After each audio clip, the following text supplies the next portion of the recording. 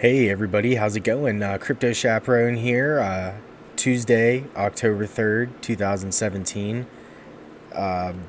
Just gonna do a quick little video here for the just daily market and anything that's really happened, just to stay active for everybody. Just over the last 24 hours, Bitcoin's at $4,300, down 2.2%. A lot of coins are down today.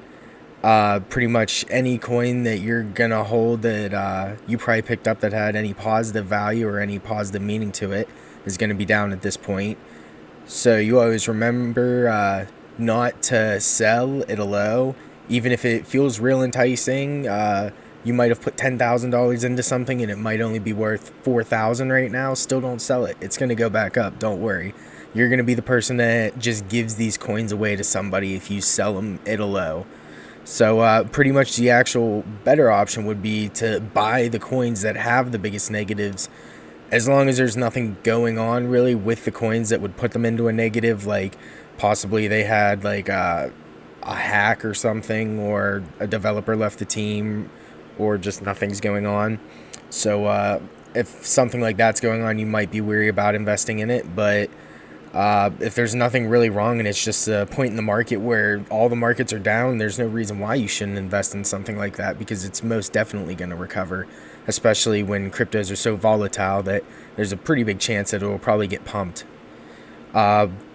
Today it looks like the biggest loser right now is Salt, and I did invest in some Salt coins. I invested them in a pretty early pre-stage.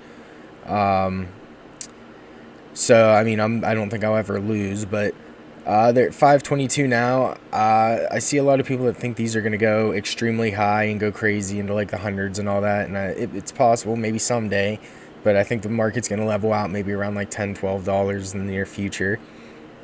And if anybody doesn't know what Salt is just the lending platform where you're going to be able to put your cryptocurrencies up for collateral, and you'll be able to get private loans out from individual people who want to offer you a fiat currency for your cryptos, and they'll be held in a multi-signature wallet.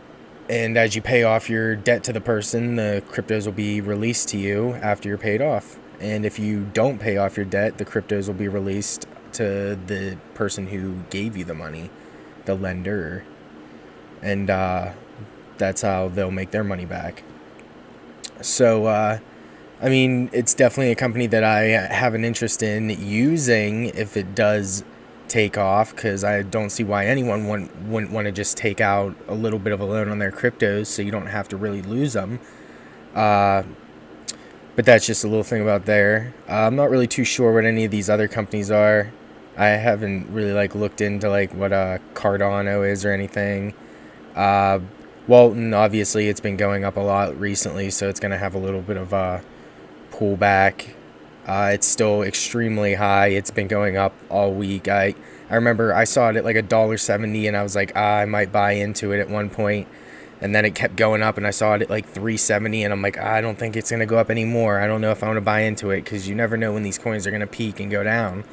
But it seems like Walton's been pretty good, pretty straight up lately. Other than that, the biggest gainers of the day, Singular DTV, VeChain. I'm pretty sure these are both Chinese companies.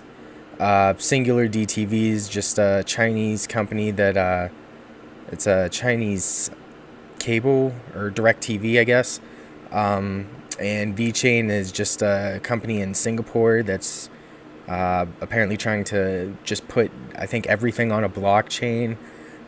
Like cars and wine and stuff like that, and really I think blockchain is really the technology out of all of this that you can really pick up out of cryptocurrencies. Blockchain is the big thing that is going to really hold true till tomorrow, and I think that's what people are really going to start picking up on, is blockchain technology, because it provides a really solid verification of authenticity for things. So if say they use, for an example, on VeChain, the auto industry, how you just want to have an authentic number for every car, kind of like a VIN number, but it's going to be tracked on the blockchain from beginning to end, so you'll always be able to track your car, everything about your car, It's all going to be unique and it's going to be authentic on this chain. So you'll know if something gets taken off your car and tries getting sold somewhere, they'll be able to track it down. Other things that were like this is just like the ICO review I did about Ambrosis, how they're trying to put every thing about like food industries and growing from everything from the like production to selling it in stores and stuff like that. They're trying to put that onto the blockchain as well.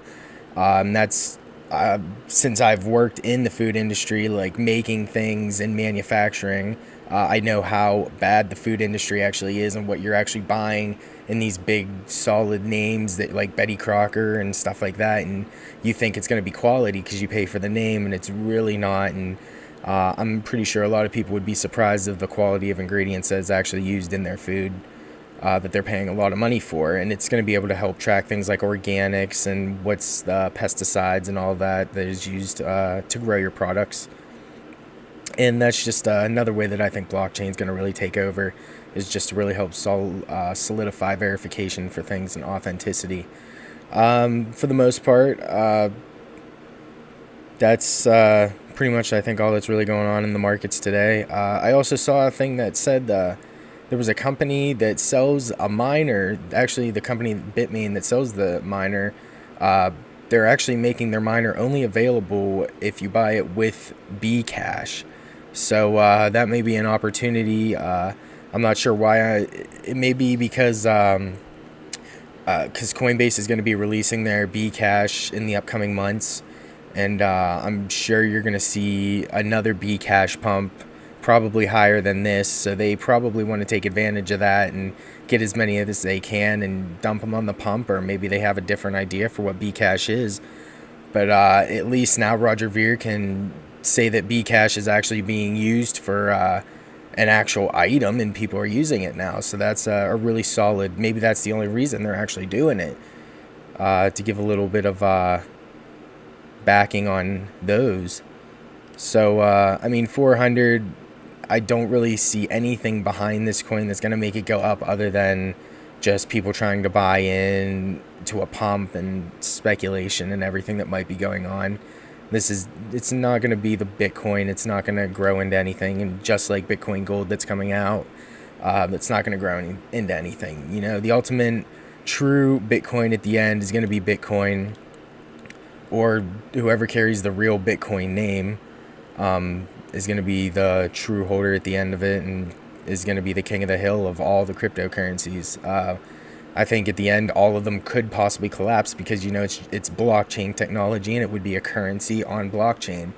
So you don't need 50 currencies on blockchain technology. You need one, just like you would need one blockchain for the auto industry, one blockchain. Well, I guess if you want to have different car makers, but then you would get a lot just mixed up, and it would just make it easier to have one blockchain for the auto and stuff like that. But it's possible that a few might survive, but in retrospect, you're going to have one that's going to just dominate and conquer all the other ones, and it's probably going to be Bitcoin.